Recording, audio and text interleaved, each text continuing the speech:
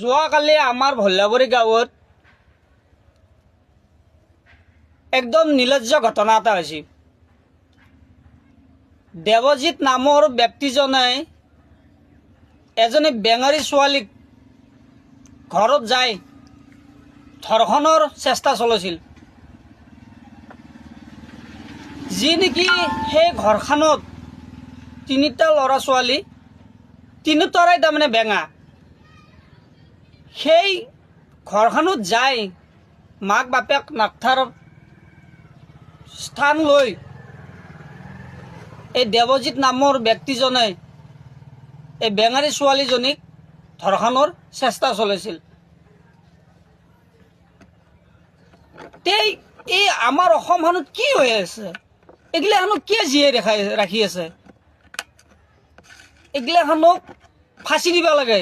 এই ধৰ্ষণ কৰা কম বয়সৰ ছোৱালী, নামেন্তি ছোৱালী, বেচাৰী বেঙা, কিন্তু তাকে এনেকুৱা কাম কৰিব গৈছে। যি নেকি বিয়া কৰা মানুহ, ছোৱালী বিয়া দিছে, ল'ৰাই বিয়া কৰাইছে, সেই মানুহজনে এই বেঙাৰী ছোৱালীটোক অপদস্থ কৰিব বিচাৰিছিল।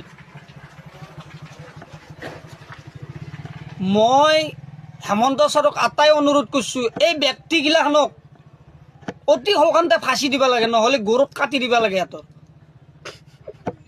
এটাই উদ্দেশ্য, সিহঁতৰ গৰুত কাটি দিব লাগে। ইমান ছেক্সুৱেল সিহঁতৰ, এই বয়সস্থ মানুহগিলাখনৰ ইমান ছেক্সুৱেল হৈছে।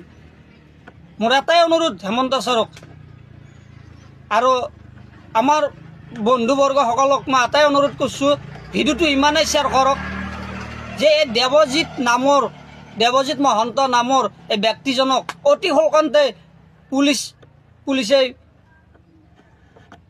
ধৰি পেলাই জেলত সোমাই থৈ দিয়ে। ভিডিঅ'টো ইমানেই শ্বেয়াৰ কৰক মোৰ বন্ধু বান্ধৱীসকল, কাৰণ কি এই বয়সস্থ মানুহগিলাখনে বহুত বেয়া কাম কৰি আছে। ধন্যবাদ।